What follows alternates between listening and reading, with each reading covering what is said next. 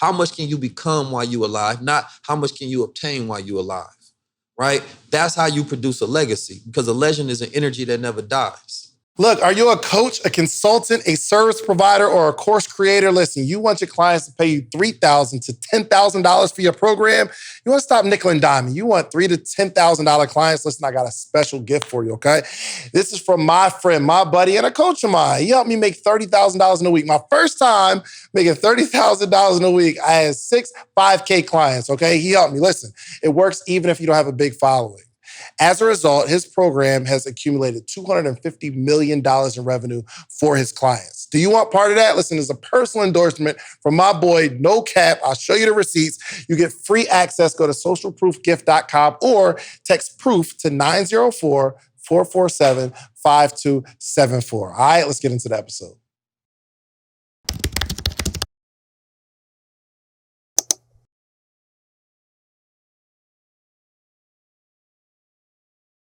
Hey, look, do you have a job that you hate? You got a 9 to 5, you're unhappy, you're living paycheck to paycheck? I get it. Have you ever tried real estate, getting in the real estate game?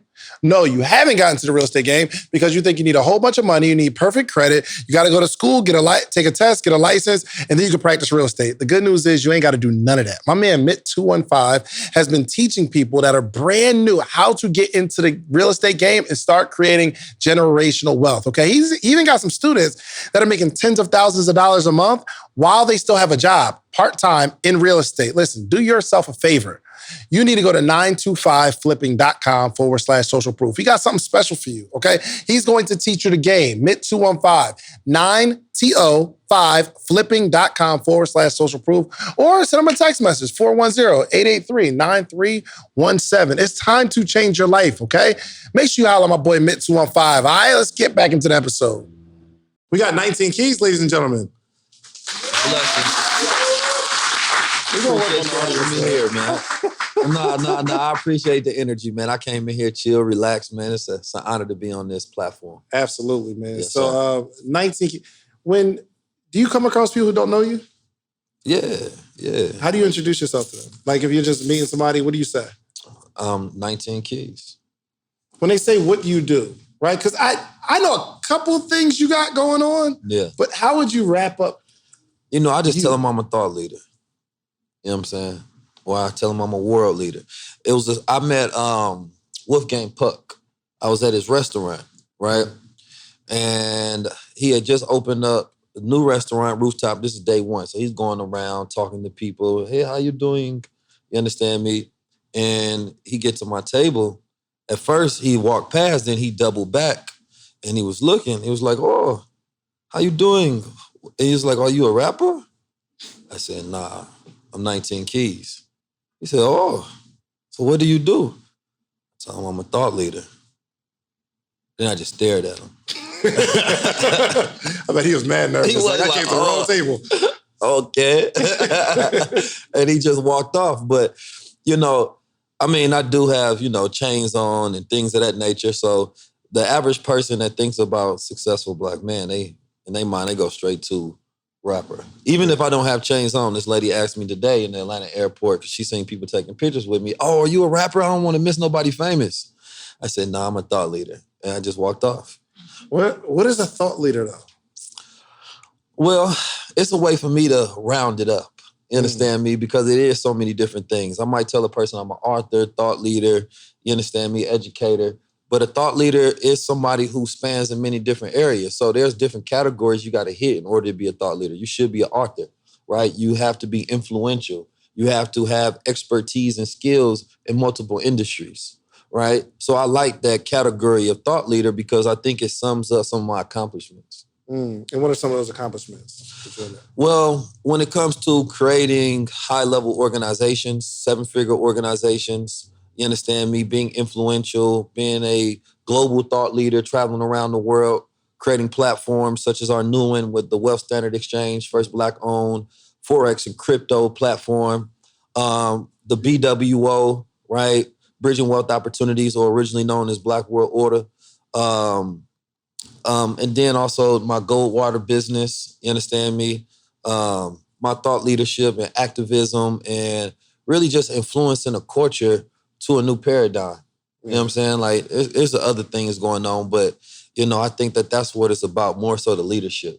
Got you. All right, and I want to take us back to before were the 19 keys that we see today. Yeah. I mean, I saw some of the like, I don't know what to call it. It was like formation or steps or something like that? The drilling, yeah. So the drilling, that started from when I was a child. You understand me? A really, really young child. We used to have the drill every summer. Well, not just every summer, but including the summer. So all year round at the school I went to called Elijah's Educational Center. And this school was a Black-owned Muslim school, right? And that was to prepare the mind to have discipline. You understand me? To be able to focus, to be able to take orders. You understand me? To have self-control, to be able to, see out your peripherals without having to, look around. You understand me? It was really about this militancy and sharpening the mind. So we did that. I probably drilled for 15 to 20 years of my life. And the drill is like, can you explain to somebody who doesn't understand what that is? Yeah, it's the same thing as you see in the military, right? Where they give commands. You fall in line, stomach in, chest out, head up, feet at a 45-degree angle. Person say left, right, feast. You understand me? And you only move on command, right? So, it really trains the mind to sit there and listen. And we used to have these competitions where it was called Muhammad says instead of Simon says, right? So I like that. When Muhammad says do it, you do it. Muhammad say don't do it, you don't do it. So, but I remember before those competitions, because I used to win them often, right? And I had to think about as I got older, what was my mindset that allowed me to win? And I would only think about how I would celebrate winning during the whole thing, because I know that your brain trips up when you're trying to overly focus and you're trying to do a task. Whoa. Say that again. So, because once you said it, I automatically resonated with like you're trying to focus so much, but you can't focus at all. Nah, because those are two different things that trip. It's like the brain that's trying to remember and the brain that already knows. You understand me? So you're trying to work two things, and that's why like people get choked when they talking, right? Because it's already in you. You studied it, you rehearsed it, but you so stuck trying to think, you activating two parts of the brain that's canceling each other out. So like you have to be relaxed when you go and do things. So I never wanted to focus specifically on, when he say left feast, let me do a left feast. Like, nah, when it happens, I already know what to do. My brain is going to be triggered. My body is going to move. So what I would go in there thinking about, because, the prizes was sometimes $20 or a bean pie. You know what I'm saying? I wanted that bean pie. You didn't want the $20, right? I mean, I was going to spend a $20 on a bean pie anyway. You know what I'm saying? I'm in middle school at the time and stuff like that. So I just remember focusing on celebrating the win during the whole time. Like I would see myself eating the bean pie. I see myself getting the money. I would hear the congratulations. And that's what would get me going through all of those motions, because I had to see it through. You understand me? And everything in between was just what I needed to do in order to produce that vision. Visualizing the end result. Absolutely. Dang. That's a bar. Okay, so who taught you? Was it your father? Was it like OGs in the neighborhood? It's a combination of my environment, I would have to say, because it definitely wasn't one person. Pops, I more so learned from Pops through example. Like I would see the way he moved as a man and how other men moved around him. Because at the organization, it was like a paramilitary Black Muslim organization, right? What year is this? I would say that organization lasted up to 2007. So this was... How old are you? When were you born? 1990. So you're about 17 when when the organization went together. Nah, that's when it disbanded.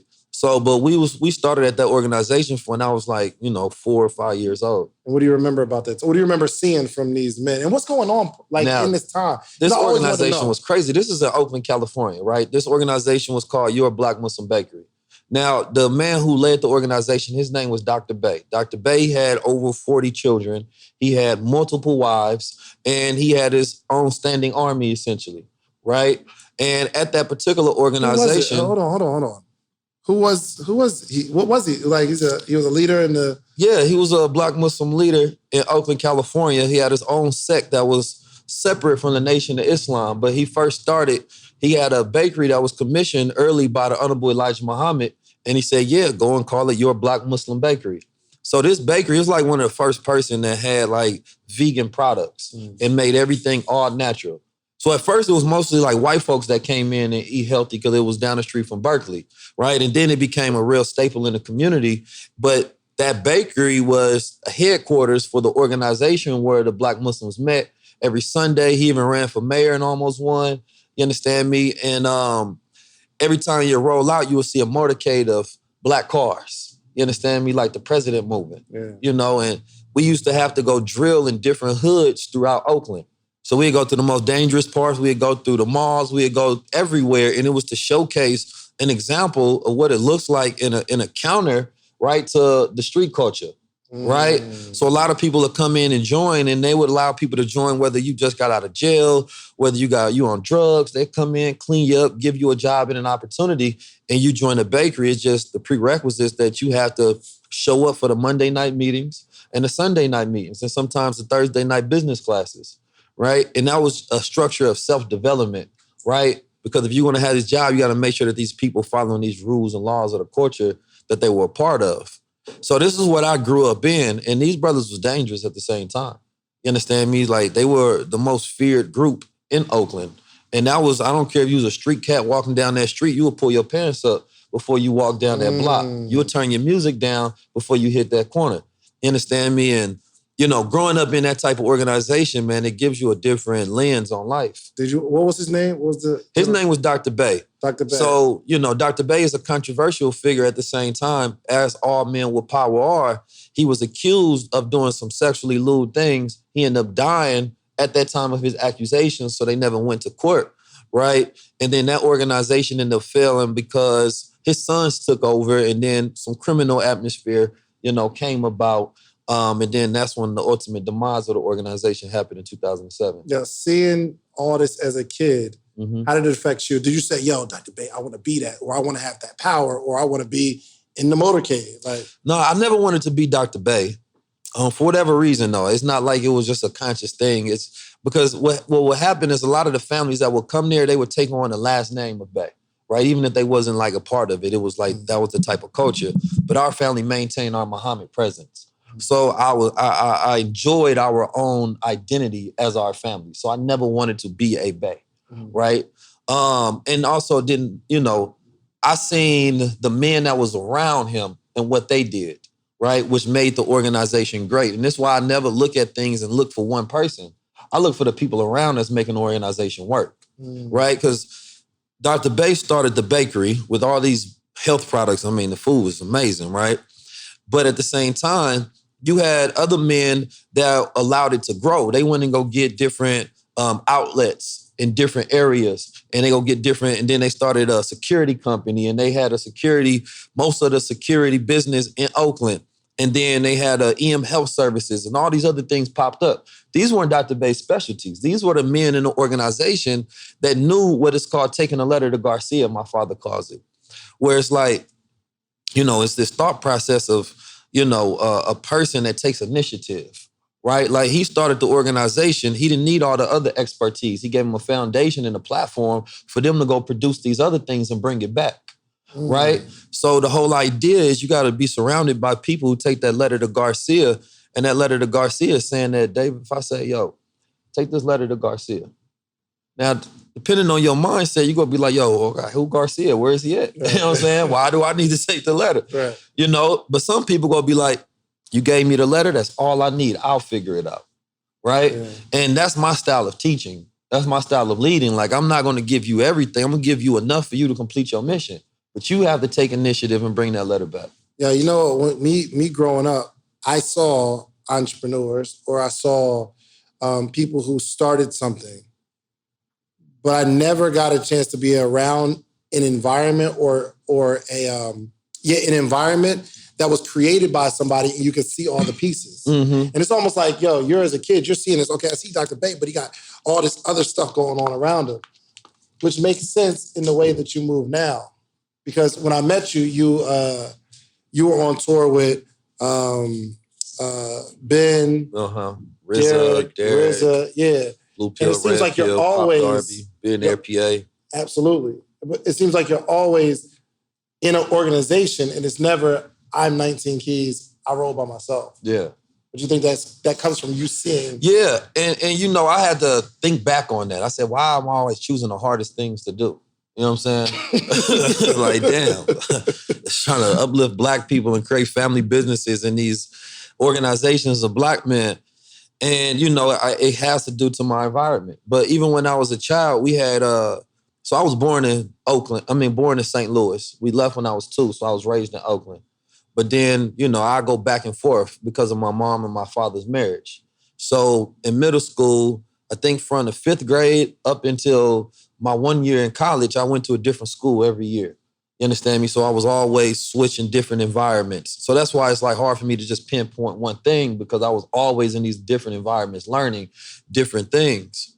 But throughout the years, you understand me, when it came to being in different groups, I remember even in the streets, we had a group called B Block. And we was like the younger brothers of all of the local neighborhoods, because in St. Louis, specifically when it was in the streets out there, it's like a different hood every street.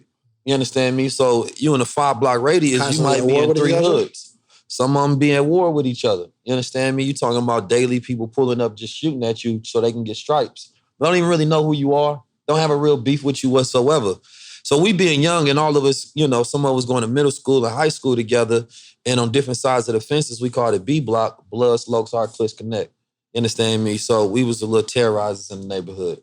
But I thought about was you that. In the streets, Keys? Was you out here? You don't know. I was moving.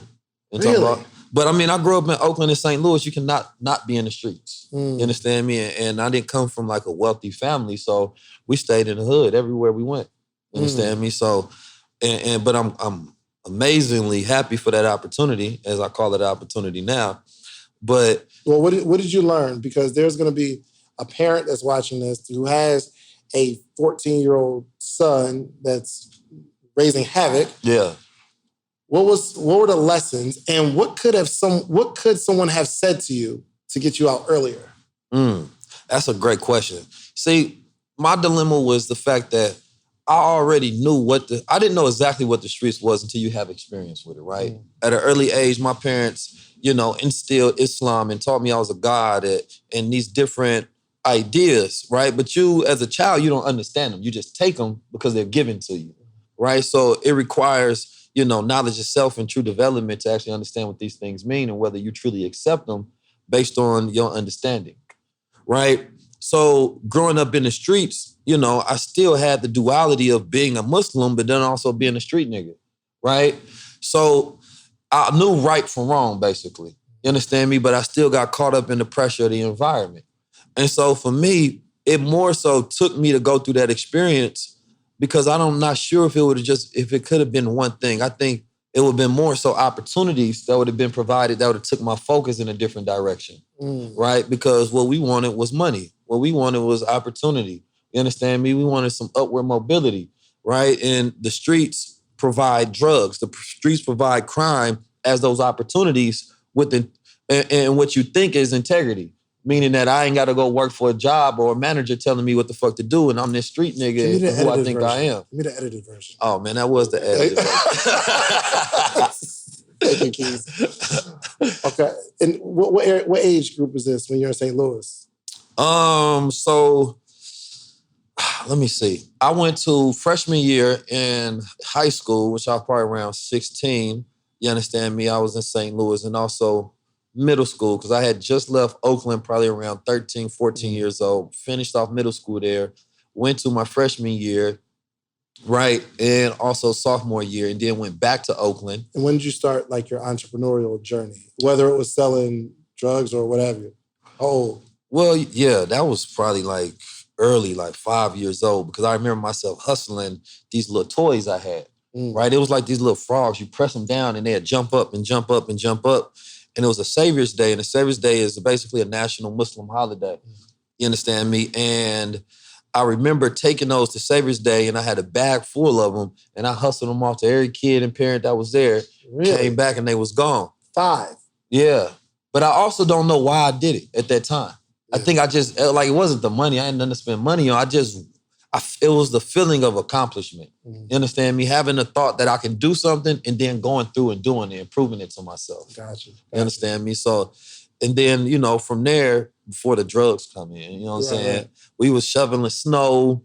We was going door to door, doing hustles. Like, you know, we was doing, you know, any matter of things. Like, I always found myself trying to figure out a way how to get my own money. And then I had my older brother who was giving me game as well. As a 5-year-old, you're starting this business. You don't know why, you just do it. Yeah. And it begs the question, is entrepreneurship like meant for some people and others just not? Is entrepreneurship made, or is it like in you already, innate? I think the high level entrepreneurship is innate. And I think what the entrepreneurship really is that will to accomplish. Mm-hmm. Like having a thought in your head and wanting to see it outward, because entrepreneurship starts with an idea, right? You have an idea that you think is going to work.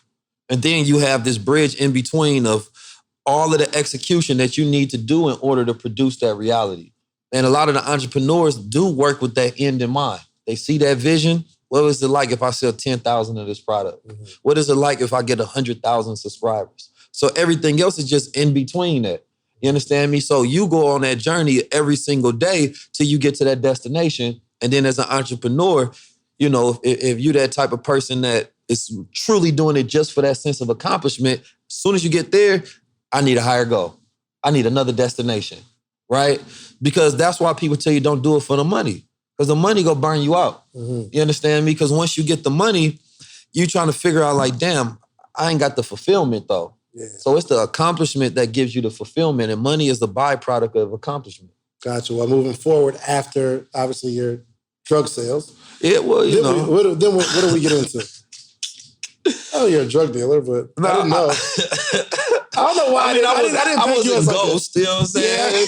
This wasn't power, you know what I'm saying? If you go imagine me as a drug dealer, I was that kind, if that's the case. Right. But I wasn't, you know, just heavy moving bricks and things of that nature. I sold some good amount of weed and a few other things. My thing is, I sold like just enough to eat and buy tall teas. Yeah, I had 2 phones, you know, before Kevin Gates said it. Yeah.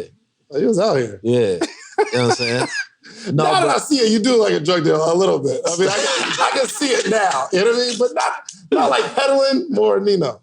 Yeah, no, you know, that was just a byproduct of environment. That's what everybody in the hood was doing to eat. You know how you get out of that?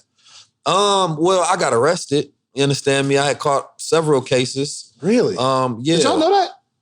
I didn't know. This is new information for me. Yeah. February 22nd, 2010, I think, was when I beat my case. But that was a case for assault. But I caught some minor cases, you understand me, and a couple felonies or whatever, but I took them to court and I beat them. And the last one, we took to trial and we beat. And what was it? What was the trial? The last one was assault? Yeah, that was in Oakland, California. What happened? Well, they said we assaulted somebody. You understand me? And the glove didn't fit, man. Do you remember the scenario? Are you allowed to talk about the scenario? Yeah.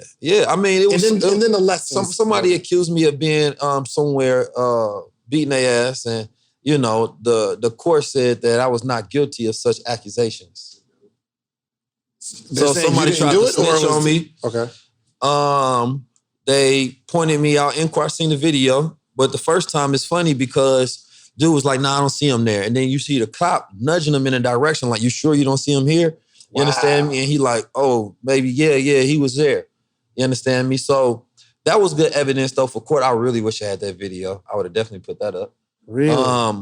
But yeah, that was a great learning experience because, you know, scenarios like that shouldn't have happened in my life in the first place. You understand me? But I'm glad it did because I learned so much going through that trial. Yeah. You understand me? That was a very pivotal point in my life where, you know, what I learned from that the most part, my older brother was my co-defendant in that case, but he was fighting the case from behind bars. You understand me? Your brother's already locked up? Yeah, he was locked up for a separate case already. So, you know, I believe he was on parole at the time. You understand me? Or probation. And so they revoked his probation and they wouldn't give him bond. And so as we going through it, I remember him giving me some books to read because he in there heavily reading. He's an avid reader. And so I'm reading these books. It's a one was like The Art of Deception, some things about Socrates, and just some other things to like understand the language of the courts. That's the language that they utilize, right? And so as I'm reading these books, I also start studying up case law and different things that can possibly help me out with my case, different motions that my lawyer could possibly file to get certain things dismissed. And I had this fat fumbling, white guy that was a lawyer. He reminded me of the guy from Fred Flintstone. And did you hire him or is like it was one that was appointed by the state. You understand me? And I remember after I beat my case, he telling me like, yo, I ain't gonna lie, this is like the first case I won. I'm like, oh, man. But I remember telling him certain things to do in order to beat the case that he would have never did. Because I was like, no, I need you to file this motion. He's like, I don't know. I said, no, I need you to do that. You know what I'm saying? And he did it, and it actually worked. And he was like, oh, it worked. I'm like, that's good, man. Like, you're supposed to be giving me these ideas. Right. So I remember going through the full case. Co-defendants got their case as a mistrial, but when it came to me, I got mine completely dismissed as not guilty, right? I mean, that means that all the jurors decided that, you understand me, I needed to become Big Keys. You know what I'm talking about? They seen the future. They said, seen it. But anyway, what I learned though, man, is when I was locked up, because I was locked up for a month, like in Iowa, I think. You understand me? I was on this internship selling magazines door to door. It's the stupidest. Hold on. You were locked up while you were awaiting trial? For a month, I was locked up when they first picked me up and they ran my name. Because some white folks said there's some black kids in the neighborhood and they look suspicious, right? We actually wasn't doing anything illegal. I gotta ask you this though. Are you cool with any white people? Like friends, like a close friend. Yeah, I know white people. Listen, my whole thing is this. I like people that keep it 100. You understand me? So white folks that are more blunt about what they feel and what they think, I respect more. Good. I don't like the closet racists. I don't like the ones that smile in front of your face and act like you cool. You understand me? Like, if I have a conversation with a white person, I'm gonna be myself, and we gonna both speak bluntly about what we think and believe on the situation. Mm-hmm. And then at the same time, I believe that white folks have a responsibility that they not taking care of, and that's to check their own shit. Like their own people? Yeah, I mean, let's look at it like this. For me, it's a simple analogy. The history books in America, completely distorted and made up lies, right? Like, there's some very obvious things that black people did that white people just took credit for. And what I look at it is... Give me one. Everything. For real. Jazz, goddamn. I mean, we can really go down a list of inventions and historical figures. Jesus is one of them if you want to, right? But what I look at it like this is that, imagine if all black people decided that we want to believe Steve Jobs is black, right? I start spreading this rumor because we like the iPhone. And everybody just all around unanimously like, yeah, no, he black. And we just paint a picture of him being black. And this is normalized. We would be crazy as hell. Like, that's some sociopathic thing for you to believe in the opposite of reality, and everybody's accepted it, but we've accepted this normative behavior of this sociopathic, ideas that spread, and that's known as his story, right? Which is completely fabricated truth. You understand me? Or falsehood, rather. I mean, we go look at the Egyptians. You go into the Egyptians, you're going to see fully melanated, dark-skinned pictures of black folks, and they're going to say, well, that was the only color they had. Like, come on now. It's like, to me, it's just, I believe that if you are a righteous, conscious human being, you can't go along with the lie. Yeah, I feel that. Yeah, I didn't want to interrupt your story. Yeah, no, that's fine. Like and also if, we are friends and family, then how come we don't have the same amount of equity in this country that you have? So that's a right that they have to correct based on redlining, right? Based on creating the projects, based on the welfare system, pipeline to prison, abortion clinics, and a multitude of other different things that they set in play specifically to keep black folks from having wealth. So you can't tell us it's our job to fix it when y'all started it. We gonna do our part, but y'all the ones really have a responsibility to fix everything y'all did. And until we get reparations, run me my check. Yeah, how long do you think it would take to reverse the effects that black people went through and that put us here in terms of being disadvantaged? How many generations? Because you advocate for your people, Black people, but I know you'd be frustrated with us too. Absolutely. All the time. How many, like how long, what do you think it takes? Because one, it's always going to be more of them than it is of us. Not true. So there's an actual year that you can point to specifically in America. There's a declining of the white race that's going on specifically right now. So they are having fewer births, you understand me, than people are being born. So you can go to certain towns in America and there's a declining rate, right? And they're dying out. And so there was a statistic, I think, put out by the National Geographic that at a certain year, the average person will look like Obama. You understand me? Because it's going to be all mixed. And so the gene pool is not strong enough to continue to have this dominance in America specifically, because they don't dominate all over the planet Earth. We are the majority over the planet Earth. And one of the things that, we have to do is you're a minority if you can't take care of yourself and you're not connected to the majority. And us being a people that divide ourselves, that's the reason we are minors. You understand me? Is we simply are not connected to the rest of the diaspora. But what happens if the 45 million Black people in America connect with the 2.5 million in the UK? Our numbers just went up. You understand me? Then we go connect with all the Black folks, the largest dominated Black folks out there in South America and Brazil. Numbers go up exponentially. Then we go over to Africa, numbers go up. So it's our division that makes us minors. You understand me? And the one thing that they can do is they can agree on the past, even if it's a lie. We can't agree on anything. So we have to come to treaties, agreements, cooperation, right? That's what people talk about, the utopian idea of unity. And it is powerful if we could do it. But we have to get to points to where it's like, what do we agree on? You understand me? Even leadership in different states can agree. You understand me? Even influencers with platforms can agree. Everybody wants to be this idea of this boss. And most thing that they're emulating is some white guy that they've seen in a corporate position, whom life that they want. Will that ever change though? Yes, it's going to have to change. Has it ever changed? Time changes all things, number one.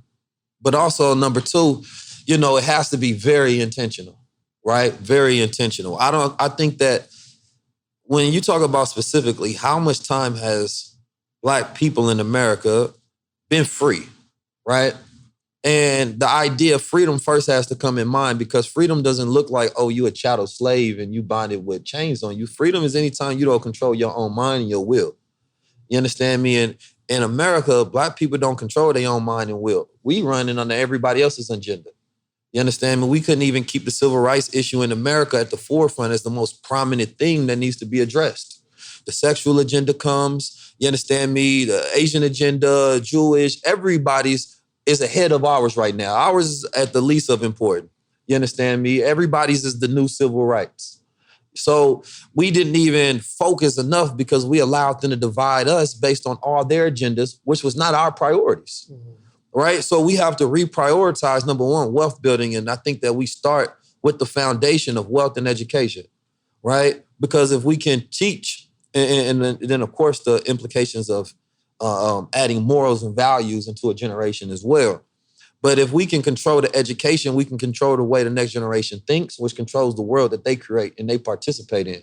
Because our genius are usually, they get, our sort of scholarships, and they might be in a Mensa club and then they go work for another institution that's historically white owned, right? They don't say, how can I take all of this genius and figure out how I can help my culture? Education is not an individual. It was never made just for the individual. It was made so that individual, right, can work for the group enterprise. How can this individual go back and add value to the group in which they are a member of? And we don't think as a group and a member culture, because the moment that we come out of whatever, culture that we believe we hail from, we start to step into a class once we get money. And that class separates us from our culture. Did you ever just internally feel yourself changing as money came? Nah. From where you were to, at some point. Well, I always had good taste though. I always had luxury taste. You understand me? So the things that I want now is the things I always wanted. And so outside of the stuff, but feeling... the feeling of freedom? Arrogance. What if I told you for $1, I will introduce you to hundreds of entrepreneurs every single morning this week? From all across the country, you'll be able to talk to hundreds of entrepreneurs, and I'll coach you. I'll coach you for $1 this whole week, and I'll introduce you to some of my successful friends for $1 this week. Would you take part in that? Well, go to themorningmeetup.com because that's exactly what we're doing here, okay? The only organization that gathers entrepreneurs every single day for the betterment of entrepreneurship, okay? Every single day, Monday through Friday, we gather, we're growing, we're learning. We got a book club. Have you ever seen hundreds of entrepreneurs reading the same book? Every single chapter, every single day, we're growing together, okay? You need the environment to grow in. Themorningmeetup.com, $1. I'm gonna give you all of this for $1. If you wanna stay, great. It's $79 a month after that. If not, no obligation. You can leave whenever you want. All right? themorningmeetup.com. I'll see you in the morning. Did it ever creep? People called me arrogant when I was broke. So you've been No, but that somebody asked me this question yesterday, actually. And we was talking about, they asked me about Kevin Samuels and the high value men thing. And my thought process. I saw him. I don't know what he represents and all that. He's a stylist in Atlanta that people listen to. Oh, he's here in Atlanta? I didn't know he was a stylist. I thought he'd just be talking spicy to women. He be talking crazy. Yeah. Because I was searching him, and it's like clips of his sound bites, and he be talking crazy. Yeah. That spicy talk gets you them numbers.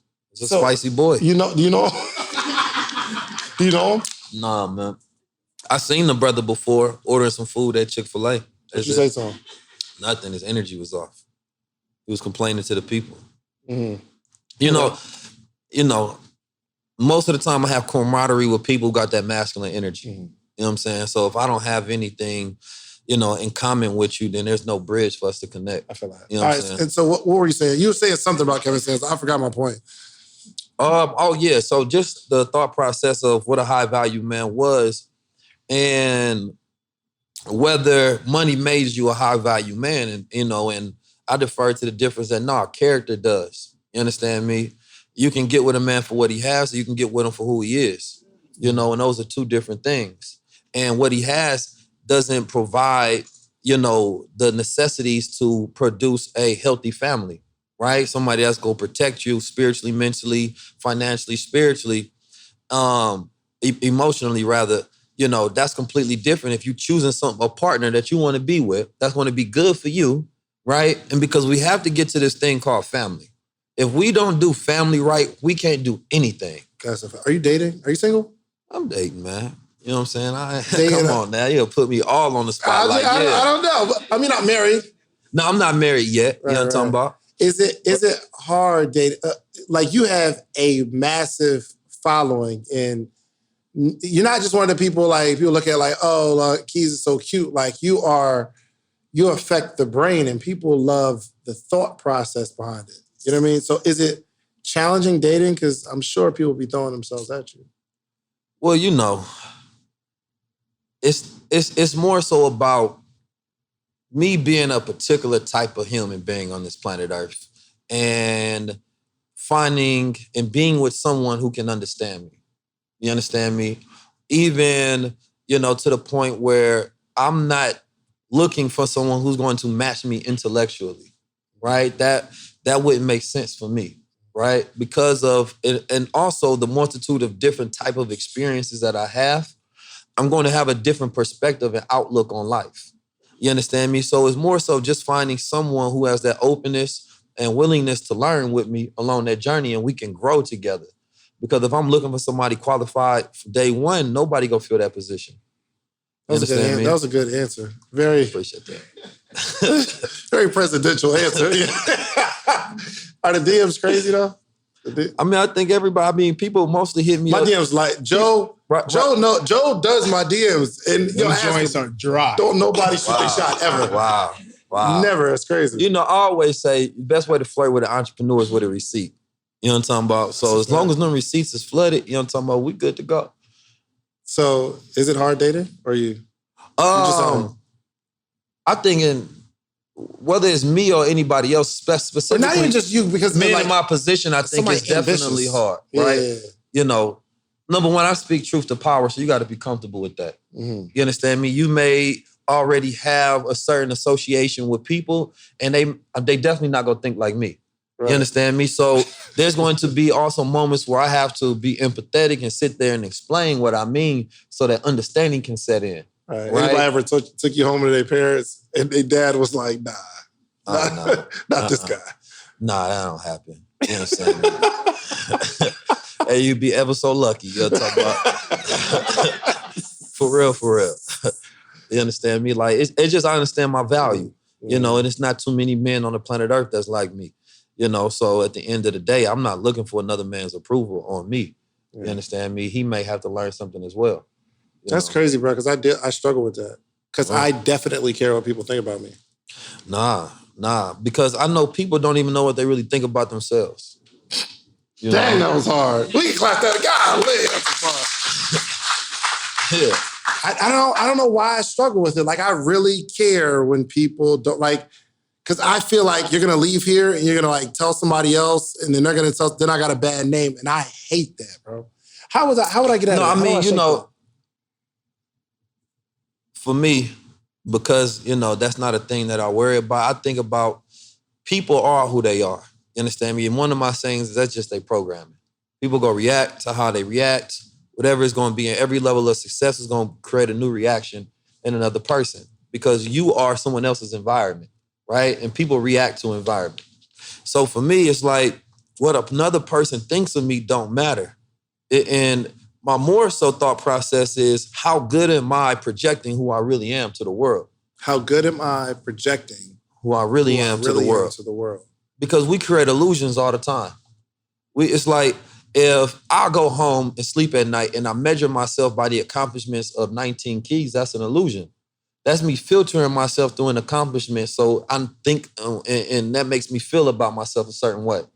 People get accomplishment all the time. You get a viral video. Hey, I'm now that person. Do you know me? Do you see me for that thing? Can you see my value through this new illusion I've created? And you have people that just walk around living out their illusions. And you have to get to a point where, you know, you do project an image to the world so that the world can receive and interact with you a certain way. But you have to get to points where you graduate beyond your own illusions. You don't become them. That's what you give to the world so they can interact with you properly based on how you want to be received. That's how you design yourself. Gotcha. You understand me? So for me, I think about points of redesigning myself and I know how effective I am because I do listen to feedback. You understand me? I might listen. I digest feedback, whether it's in the comments, whether it's in the DM, whether it's a secondhand conversation about me, you know, whether it's comments on YouTube. Those are people telling me what my brand is. You understand me? That's what branding is. It ain't marketing what you say about yourself. Branding is what other people say about you and what they go take it to other people. Got you. So I've been taking it personally instead of looking at it as feedback. I do. So now this is what they think about you. Okay, where do you want to pivot it? What do you want them to think about you? And what are you projecting to put those filters in people's mind? It's like you see a woman on Instagram and she's beautiful, right? Makeup, she might have a filter on, right? That image that you got of her is what made the first impression in your mind. So if you see her in person and she doesn't look like the image, the filter that you have, there's a disappointment, but then it also lends this credibility to where you keep seeing the image more than you see her for real. You understand me? Because that's what you fell in love with is the idea and the feeling of what this image produced for you, right? So we have a interesting false reality because we're getting data points from Instagram and that's building up the images that we think about the people that we interact with. But that doesn't mean that's them. That's what they're doing to feed the algorithm for success. Wow. Goodness gracious. All right, so I when I met you, we were, I think you were selling apparel, maybe? You're selling apparel. You had like a clothing store? Yeah, I had the Musayo clothing store out in Oakland, California. When I fired Prada, I went and created my own. When you fired Prada? Yeah, I fired them. You were working there? Yeah. You had a job? I had one of them jobs. How was it? Can y'all imagine, Keith, like a job? You know, like, yo, I wear the shit, try it on, put it down, you come back and fold it, like... Yeah, it was ni hao ma, ni shayon so ma. I was in there speaking Mandarin. I was selling everything luxury. They was giving me commission on it, gave me a good hourly. It was my first time making 6 figures. You made 6 figures as a sales associate? My first year, I sold $3.5 million worth of product for them. You understand me? And our percentages will go up based on our bonus months, whether we will beat them at certain points in period of time. So for real, I seen a way to exploit the system because I knew the kind of volume that they was going to do. They had just opened up this store. And I just thought about like, man, y'all put me in that environment. I'm going to make all the money. So I did, and the person that was second behind me selling, they was probably like $1.5 million behind me. You understand me? That just lets you know, the quota that I was reaching. They got to a point where they was mad because I'll be servicing 5 customers at a high level, speaking Chinese, English, joking, laughing, making hella sales all at once. How many languages $40,000 days. How many languages you know? I mean, maybe not fluent in all of them, but I speak money. I speak Black empowerment. You know what I'm saying? I speak unity. I speak the spiritual laws of the universe. I speak some Mandarin. I took a lot of French. Don't speak much now. So Spanish, and mostly, some of the King's English and some of God's Ebonics. What is King's English and God's Ebonics? Yeah. Explain some of that. Man, the King's English, man, that's what's headed down from the King, man, King of England, and, speaking this Phoenician language of England, English, right? Meaning, just speaking in proper terms. I can enunciate and I got that vernacular. That big guy energy, that's that guy's, you understand me, where you create your own language because every level of consciousness comes with a new language. I've always been that type of person to where I never believed in the concept of it's not a word. Everything is a word if you use it and you have a definition behind it and an intent that you're expressing.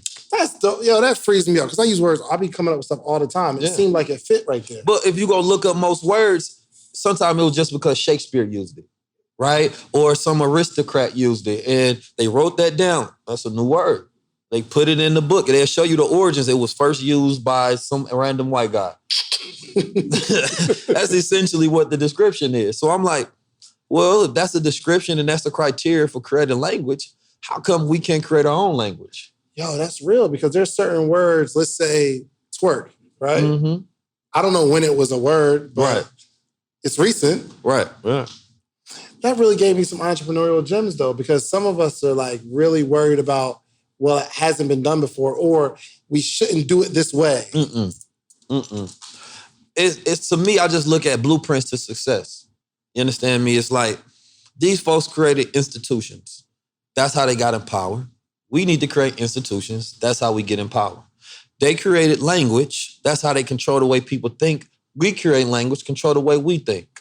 They created the calendars, the time systems, the Gregorian and the Julian calendar. They controlled and got the world on a one world system. So now that's literally their time. That they got people in increments of 60 seconds, 60 minutes. You understand me? A 12-month calendar telling you we need you to work in these increments of time for us. Need you to be here at 9 to 5, which is literally controlling your time. So how do you control your world? Well, do the things that the masters did. That's how you become a master. So did you have this realization when you quit Prada? I didn't quit. I fired him. When you fired Prada? Yeah. Well, the Honorable Minister Louis Farrakhan was doing the anniversary of the Million Man March at the time. What year is this? This was, I want to say 2015. Was it 2015? Something like that. Y'all know, y'all was there? You was there? 2015. So I remember playing it and blasting it. And, I always spoke the way I spoke, even when I was at the job. You understand me? I remember the manager at the job was telling me how he listened to Rush Limbaugh. And I was like, well, I listen to Minister Farrakhan. And he was like, maybe we should have political conversations. I said, that'd be right for you. You know what I'm saying? Because I realized that the way you go in, that's how you maintain your integrity. A lot of people go in there with their head down. You got to keep your head down because one day you come with your head up, they say you switching. Are you doing too much? So I went in there high power. But what was your question? The transition leaving your job. So the transition leaving the job was, anyway, at the 10/10 anniversary, I remember the call, and it was, it was he needed 10,000 soldiers, 10,000 fearless. You understand me? He talks about doing for self, and that's something I always push. But it's like, am I a hypocrite? Because even though I got what's considered to be a good job, I'm still working for the white man. So how can I consider myself to be a black god? And I know for a fact that if I can do this amount for them, I know I can do that amount for myself. You understand me? So I just decided that, and you know, I was the type of person, I kept them on eggshells. I was letting them know I was going to fire them any day now. You understand me? So you was like, you always been like this. Yeah, absolutely. Absolutely. And I worked around an industry of people who are completely 1,000% opposite than me. So I had to go in there in order for me to be comfortable is create my environment, which requires me to make other people uncomfortable. And then it makes it hard to fire somebody that make all the sales too. So that's exactly what it was about. They can't talk to you crazy. So they had a very rigorous process of hiring people, and it was hard a process of them firing people. So once I understand the net of value, you understand me, is that what happens when you fire this person, right? Because some people are easier replaceable than others, Thanks. right? But I understood my value, and I always created barriers, you understand me, between them and them closing the gap of my value. Like I'm the only one to talk to this client, that client, that client, that client, whatever it may be. So therefore, they know that, well, if we get rid of him, that's going to decrease our sales. You're already not making your sales go. You understand me? So you definitely, you gonna fire me because, you know what I mean, I walk in here with a certain type of energy. You understand me? Or, you know, I might be late 10 times. But what made you leave? Like, what was that moment? It was really a jump off the cliff moment. You understand me? Like Steve Harvey talks about. And at the time, to be honest, I wasn't prepared financially to even do it. But it was just one day I got dissatisfied, and they said 100% dissatisfaction brings about a change. And I said, man, if I can't be myself, I can't go take the opportunities that I want to take beyond the borders of this workspace, I need to fire them. And I remember Mr. Fab, at the time I was hustling the clothes, right? But I didn't have a storefront. But I put some of my bro, Mr. Fab, he's a rapper out in Oakland. You understand me? A legend. And he had wore one of my shirts, said Assalamu Alaikum on the front. He wore it in a video. I believe it was after the shooting of Castile. I don't want to say the name wrong.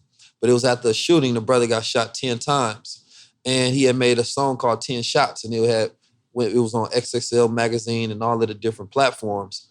And some of the ox out in Kansas City was like, man, I didn't know you had Muslim gear, things of that nature. So they had ended up flying in town, and it was like, nah, I want to buy everything. Like they wanted to spend a couple of $1,000s worth and just, buy a bunch of inventory. And Fab was like, man, I ain't got enough to supply them. Can you pull up? I happened to be off that day. You understand me? So I grabbed everything, skirted over there, pulled up, and lo and behold, they bought everything. And that brother, man, he really supported me a lot throughout that journey. He ended up buying thousands of dollars and even investing into the business, and I remember just thinking like, man, if I was at work, I could never take the opportunities that would allow me to fire the job and go chase the dream.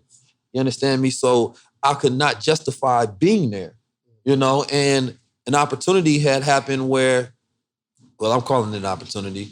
I had gotten into a fight. I'm outside. At the job? Nah, not at the job. Oh. I'm wearing my suit. I'm in Oakland. I'm sitting outside this, it's like a lounge area. It's like in the street on Telegraph, and somebody was bothering me. They told me to move out of seat. So I looked at them like, hey, you gotta be wilding. You know what I'm talking about? So I said, brother, just chill out. I said it just like that, because that's how I usually am. I'm calm in situations. I'm not, overly rowdy. So he proceeds to get up, you understand me? And that's when I proceed to utilize my hands in a manner that he ain't like. You know what I'm talking about? And so, lo and behold, that was a situation where when I got to the car, I realized I had blood on me. So I'm thinking that's natural because I handle my business.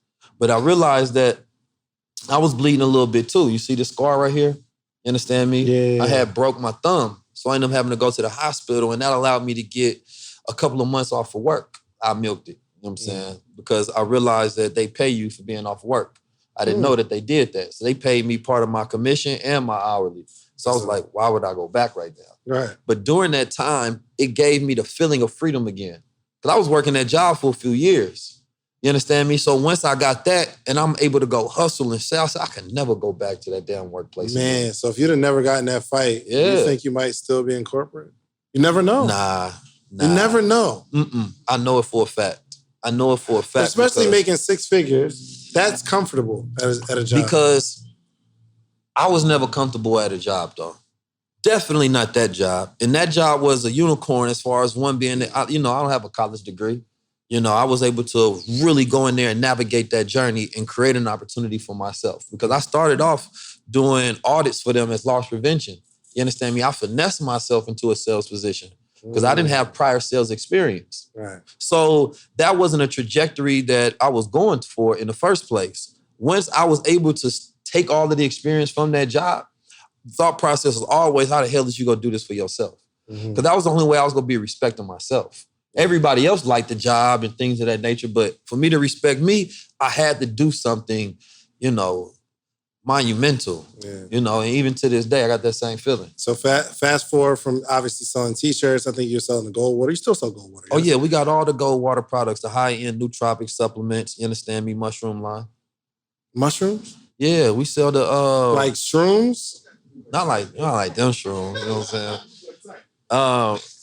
My brother Bashir be having the shroom retreats though, so and like like the ones you see on TV, shrooms. Well, let me tell you something about the shroom industry, man. Let me take my chain out, man. We got 19 keys here. Come on, man, shine with me, man. In Oakland, California, man, that was like one of the first cities to make it legal. So I believe that number one, you have all of these big corporations and billionaires buying up all of the labs that's doing the research on it right now, and they're starting to do all of these mushroom retreats. So it's actually going to be a booming industry. The same way the cannabis industry is. Psychedelic industry going to take over, you understand me, in the years to come. Really? But anyway, that's not the type of shrooms that I sell, though. Y'all not going to say it. You did? Nobody did? You did? You did? You would hands me low like I did. You know what I mean? How was it? What was it like? Never mind, because we got kids. Yo, yes? Dang, that's wild. They microdose in Silicon Valley. You know what I'm saying? That's the culture up there. And that's like the new wave? It's been a wave. Now the new legal wave that's coming in so they can corporatize the industry. It's already legal in multiple states. Wow. Yeah, people sure. What's the justification for that? So I actually don't know. I don't know why. No, because like marijuana, they say it's municipal. I think it's just lobbying. I made up the word. Let me have my words. Let me have my municipals. It was just big money, I believe, lobbying for it to become legal because they see another industry like the cannabis industry. No, but I'm saying, so cannabis, like there are certain, I guess, health reasons for that. But shrooms just make you trippy, right? Well, no, they have multiple medicinal purposes. You took them, Joe? Specifically for mental health. I've talked to people who like, this one girl, she has like a shroom retreat and she goes out into this lake area. You take the shroom and it's like, you have this aphrodisiac like moment, and that's all she told me. You went, Joe? I wanted to. Oh my God! Okay. I didn't know. Experience. I remember G. Bryant talking about it when he was on Clubhouse. He went somewhere out and he took the shrooms and he had this like aphrodisiac moment where he was like really like in tune with himself and getting deeper to understanding who he is as a man. Listen, guys, don't take shrooms, okay? Okay, because I know this seems like promotion right now. Like we're definitely okay. So, anywho, I forgot where I was. We started talking about. No, so I don't sell those kind of shrooms. Okay. What I do sell is the shrooms that are psychoactive that have nootropic effects, right? Such as lion's mane, which have regenerative properties when it comes to neurons in your brain, right? So it increases focus, right? It's something that they're utilizing to fight against Alzheimer's development, right? And a multitude of other different things that it does. But it is great for memory, great for focus, long-term intake, understand me, over a persistent period of time. Then we have the cordyceps. That one is good for... What is a cordyceps? It's another mushroom. It's like a fungi mushroom, right? And so it's like it's like the actual like vegetable. So no, we selling it in a capsulized form. So this particular product, one of them is Smart Moss. So Smart Moss is a combination of lion's mane, cannabinoids, CBD, and sea moss, right, as a base. So all of those can also be forms of nootropics itself, CBD and lion's mane, right, because of what it does to the brain. So we wanted something, number one, it's like I got students, you got students. Everybody don't have great recall. They don't have great memories. You understand me? Can't sit there and focus. My recall is terrible. Right. And so when it comes to, a lot of people used to take Adderall, but they have terrible effects, right? And it's a close cousin to, what's the drug the white folks be taking? Meth. Not all white people. I was joking. I think I asked Ben, I was like, yo, Ben, are all white people devils? Because you hear that. You feel me? From like, I don't know if that's a true belief. Are they? I'm asking you. I don't think so. I think that there's an inherent nature that exists within white people across the planet. You understand me? Specifically in the example that I gave, to where all people can be in an organized lie to dominate other people on the planet Earth. And that is a very devilish culture. Yo, here's the thing. Here's what I don't get. So you got white man, black woman. They have a baby, light-skinned baby. Light-skinned baby, black person, they got a black baby. It's the same line, but the grandfather has an inherent evil nature, but the child doesn't? How does that work? So he's going to be mixed, right? Mixed children usually are confused. They have an identity crisis and they're trying to pick one side or the other, right? Sometimes they on their black side, sometimes they on their white side, right? And we are different people. Right, but a lot of us came from that, like slave master, child, down. Yeah. Black people in America are a mixed people, but it also goes to who do you culturally refer to? But these are two different cultures, right? Do you identify with white culture? No. Why not? I'm black. Okay, what does being black mean though? What is black culture? Black culture is, that's a really good question. First off, I asked the questions around here. Right. Okay? But I'm saying, you are a businessman, you are a black man. If somebody comes in, right? And so we don't even realize we have inherent biases and we think about these things in duality in nature in the first place, right? If somebody says that, here's a deal, and you possibly got to cut your partner out. You understand me? But this is capitalism. And they say, Chance, are you go, take this deal as a white man or a black man? How you go do it? Right? Morally, you're going to attribute one of those two people, you understand me, with more shrewdness than the other. That's real. You understand me? So we already identify it consciously like that. But if it's in a different culture, you ask a white child, hey, you going to take this like a white man or a little black baby? Their concept of white is right. Right. And then black is true. Right. But see how confusing in that. And then, but when you get down to the essence of something, you're talking about the nature of it, right? And in different situations, you realize the nature of that choice is different though. Because these two people can be identified by their natures. Black people have been identified with a very forgiving, loving nature. That's why, consequently, we have been so oppressed by other people who come about and they utilize that nature that we have. We want to forgive everybody. You understand me? We don't hold those things in, and we are emotional people. And they know how to exploit those things. Vice versa, because also you have to take into account the climates in which we come from, which produces different natures. That warm climate, that warmth, you understand me? That's less thinking about survival. You understand me? We are melanated people who get our vitamins from the sun that activates us. We store that energy within our skin. And then vice versa, there was a guy who wrote, he talked about what's called the Cronus complex. And it's called the Ice Age Inheritance. And it's a book, and it's written by a white guy because he wanted to understand the nature of white folks, right? And one thing that he identified, he said, because they come from, early days coming from those colder climates, you understand me? It puts you in this conquering mentality, this survival mentality. When it's cold, you're always on the move. That's that stone cold killer mentality. And he identified that as this Cronus complex that you're never easy around people. You always have to be the dominant. You understand me? And so that also identifies in Freudian law. Freud talks about that in the white paradigm. He said that they always put the woman last. Right? You go through Roman and Greek times, and even in today, 19th Amendment, you have white women trying to fight for laws. You understand me? Because they put their woman last. They identify their son. If she can produce a son, then she has value in their paradigm. But her value is still less than the son, right? And so the Black family culture was man and woman. Here's his man, boy, then woman. So there's always this imbalance. There's always this in-house fight. You understand me? And then he's at war with his own children, meaning that you go to Greek philosophy and they talk about the Cronus complex because chronon is increments of time. So it was known as Father Time, and it was known as this parable of one generation fighting another, right? And so you had, I believe it was Zeus fighting the Titans. You understand me? Because he feared the power of his children taking over his rulership. So when you go and you look at study history, you show that in Roman times, they used to do what they call mentorship, where grown men and have a little boy that they'd come in, they'd break in.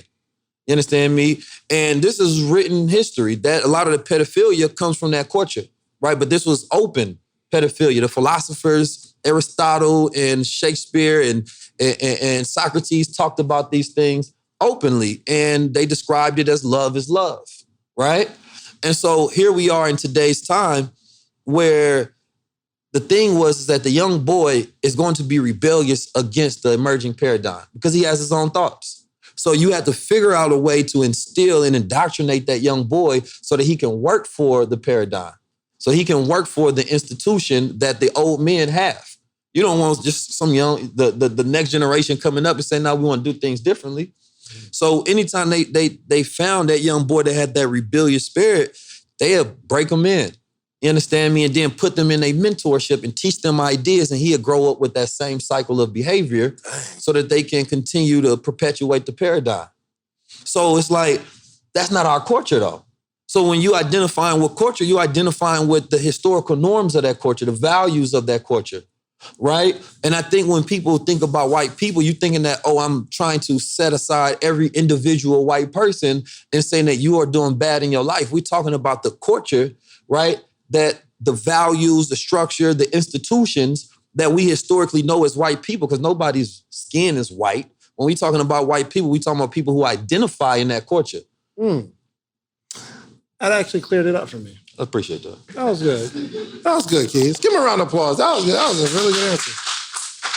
Okay, we don't have much time, but I do want to know like what's been going on these last couple of years from kind of like you still sell like your products, but you've taken it to a whole nother level. Yeah, like getting I'm on a into blockchain.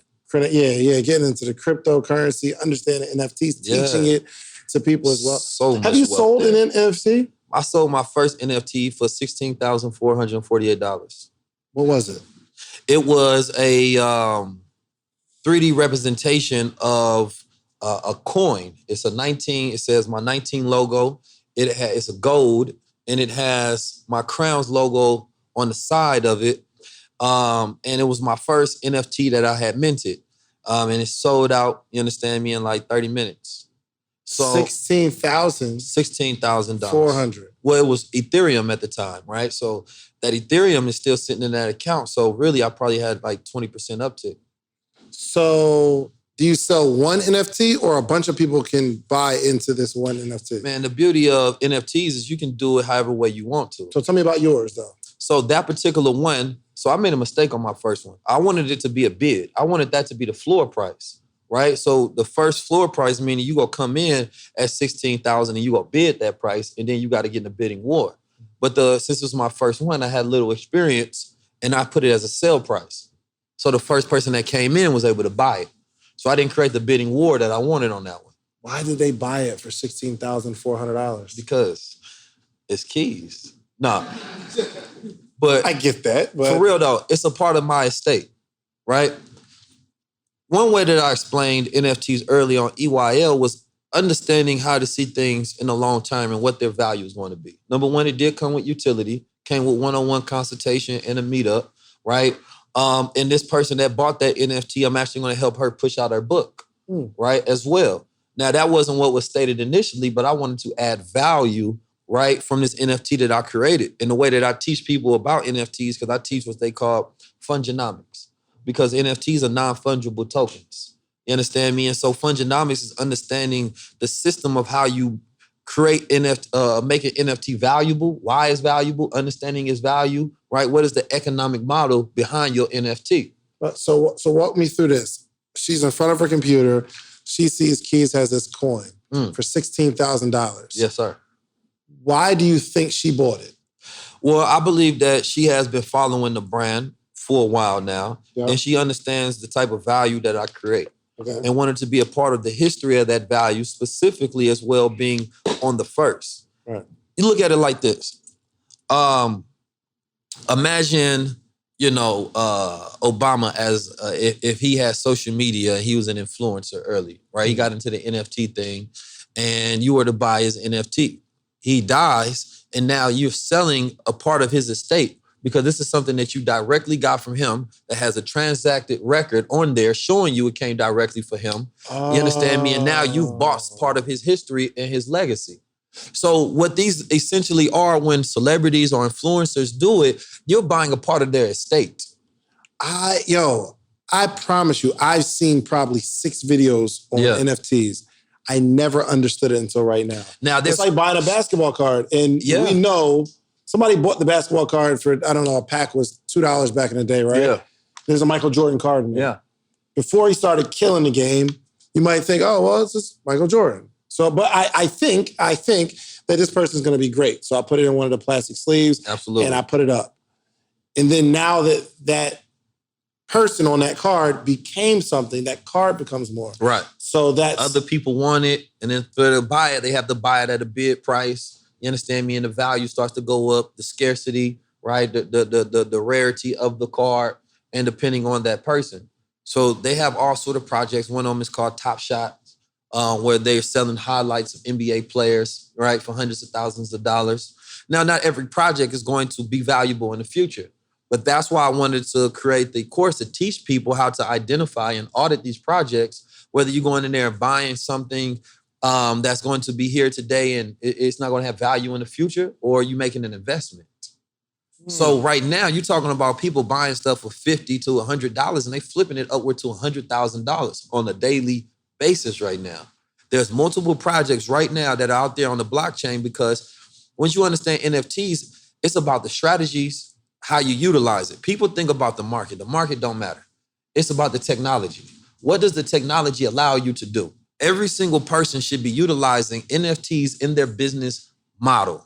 If not, your business model will soon be outdated. Blockchain has to be instituted in everybody's business model. It is a way where we can utilize it to close the wealth gap.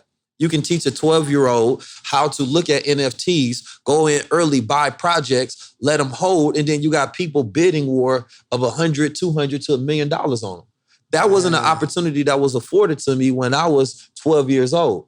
You understand me? And these are like real cases of young children minting their own NFTs, buying them and selling them. One little 12-year-old did $400,000 in a couple months. So it's for me, it's like, do you want to, the young boy was named Ahmed. It's like, you want your children working for Ahmed in the future because he built this big old enterprise because he had an early start, and you just want to send them to college to get an education, to learn some skill sets, to work for somebody else and take orders? Or do you go teach them how to do for self, navigate these new technologies, but most of it is because the parents are too lazy to learn it themselves. Yo, Tarek has a board game. She created her own board game. She's selling a bunch of them joints. Teaching real estate. Yeah. How would she take that as an NFT? Well, depending on the board game, there's a lot of different things you can do. Because they're selling it physically. She's selling it physically too. So one of the different strategies, because I teach multiple strategies, and one that I would do is you would pair an NFT to a digital twin, is what it's called. Right? So you would go get a 3D artist to render a visual representation of that board. Once they buy that board, you understand me, then you automatically are going to send them a link, and that link is going to have the option to check out for that board for free. Right? So now they just bought that board. The shipping process you can have automated, and it will send them their board. So now the purchase is a certification that they bought the actual board itself. Right? So what you're going to do is you're going to utilize the blockchain as your way to create transactions. And the beauty of the blockchain is there are no refunds. You understand me? There's no chargebacks. Those none of these things. This is why when you go look at somebody like what Tory Lanez did, right? He sold 1 million copies of his album at $1 each.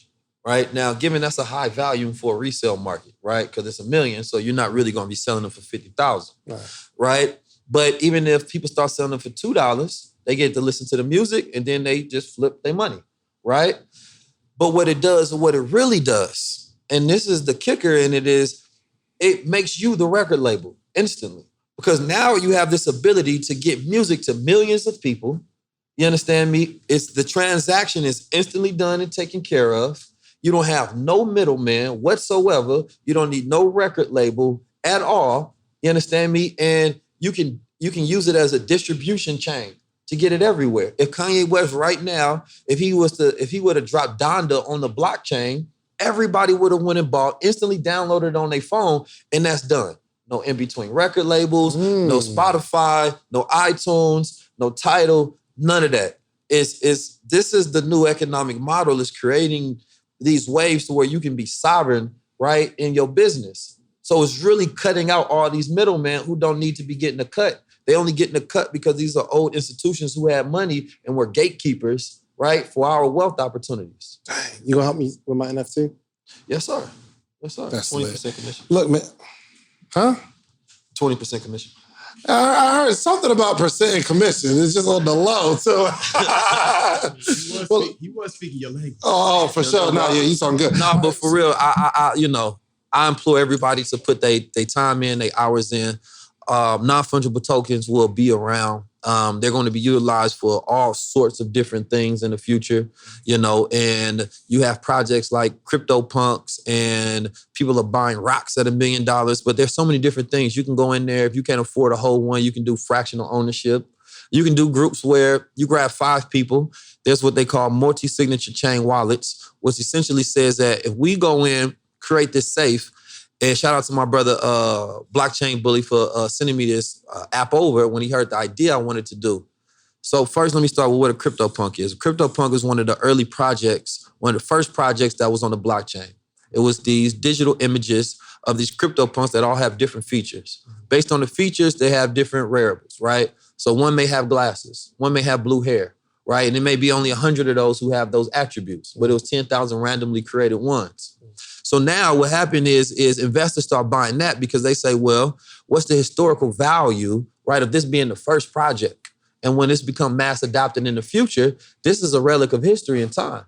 You understand me? So the value started to go up. You seen them trading for 40,000, 50,000. So it's 10,000 in there. I was about to buy one at 29K. But at the time, I didn't have the Ethereum in the wallet. I couldn't find an exchange that allowed me to convert fiat that fast. So by the time I ended up getting it done, it was up 59. Hey. So I'm like, damn. And then, life got busy. I second-guessed the decision, right? I come back now as I'm checking on CryptoPunks. The cheapest one at today is $222,000. There's some going up to $8 million right now. But my idea, and I had proposed this, and I was like, how about, we can create an investor group, and I got some people, some prominent people that already told me they in for it. So let's say we bought that NFT, because maybe I don't want to employ that much capital in one project. Group chat, though. I got you, brother. Because maybe I don't want to put that much capital in one project, right? So what if we split it between 5 or 10 people? The way it'll work is you download a particular app, everybody signs it. It's a trustless system. I mean, I don't have to trust you. I ain't got to worry about you running off of my money, right? You can't get robbed because they can't take the money unless everybody signs it. So you have it's a multi-signature chain where it creates this trustless system. Nobody can do anything with it. So now you can create these investment groups. Somebody identifies the correct investments to put the money in. They did the research, they proposed it to the group, they jump in, and then y'all vote when y'all want to sell, and then everybody sign it, and y'all flip y'all money incrementally. The blockchain creates these systems to where even black people ain't got to trust each other. And you know how hard that is, man. Look, Keys, man, I appreciate you coming through, man. Look, I know we have, after this, we'll do like a quick Q&A session. You cool with that? Yeah, I'm solid with that. We'll do a quick Q&A session after this. After we got a Patreon, so Patreon family. Are y'all on the Patreon? Thank you so much. The rest of y'all. Who gonna be on the Patreon? Who's gonna be on the Patreon? Patreon.com/David Never Sleeps. Join the Patreon. But Keith, thank you so much. I gotta do a quick commercial. Then I'm gonna come back. I'm gonna ask one more question. Yes, sir. I'm gonna have you close us out with something memorable. And remember, what you say is gonna be probably turned into an NFT. I like that.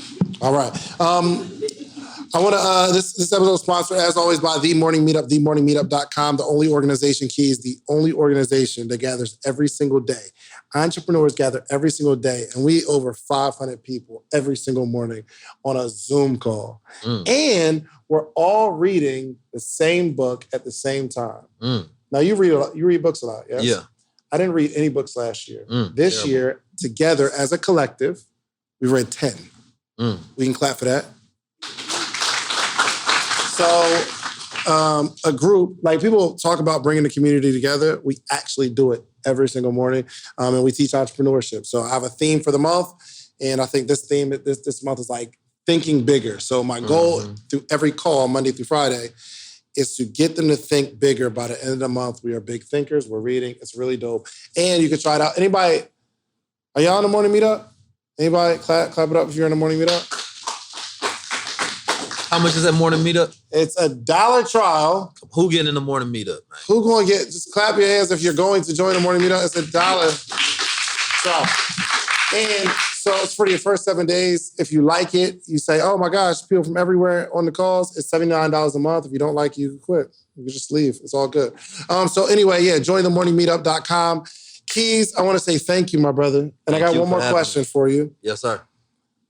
I like to make predictions on the podcast. Okay. Where do you see yourself in the next 5 to 10 years so that I can watch this 5 to 10 years from now and say, yo, Keys said he was going to do that. And look, he did it. He's the president. I don't want to be president. You'd be a cool president. If Donald Trump would be the president, it's about, we went so far left with Donald Trump. It's about time for 19 so Keys. honestly, I think I'm overqualified. Yo, what would the world be like with 19 Keys as president? It would definitely be a better world, that's for sure. 5, 10 years from now, I just see myself in a world leadership position where I'm more so. It sounds like a president. Well, no, not the president. Maybe not president. The president is a puppet for a corporation and don't really have any power. You understand me? I'm not trying to go through the gray hair phase like Obama. I want to keep my hairs. It's more so, me assisting leadership and creating multiple large projects, you understand me, on large-scale economic levels, you understand me, really employing a lot of capital to produce a lot of change. Whether you're talking about land development, whether you're talking about creating 10,000 jobs, you understand me, or creating 10,000 business owners, everything has to go to a larger scale. I don't believe in the retirement. You understand me? I believe in the next stage, right? And that next stage has to be very impactful. I want to see 10,000 business owners or jobs created. You understand me? And I want to be working with the top brass and the top leadership in our culture and anybody else that want to employ their capital, right, to bridge this wealth gap. And I want to be directly responsible for saying that, okay, we definitely nudged it this much. You understand me? From these projects that we create. Yeah. I like it. Listen, please let everybody know how they can find you, how they can follow you, get more information on what you got going on. Yeah, you can follow me at 19_Keys. You understand me? You can also text me at 323-577-6692. Sometimes I send, daily inspirational keys to help you unlock your mind as you want to go. I also send links out to private, Discords or different channels that we create or specials or deals. That's where you can learn about everything that we got going on as well. I have a YouTube channel, and I have a soon-to-be #1 podcast in the world. You know what I'm talking about? I also have a book. I have a multitude of different things going on, but I'd rather you just come over to the channel, check out the platform. If you like the platform, if it's informative, if it's educational, it's going to be controversial, right? But, truth is supposed to make you uncomfortable. We're not all supposed to have agreement with everybody we meet, but we can come to an understanding.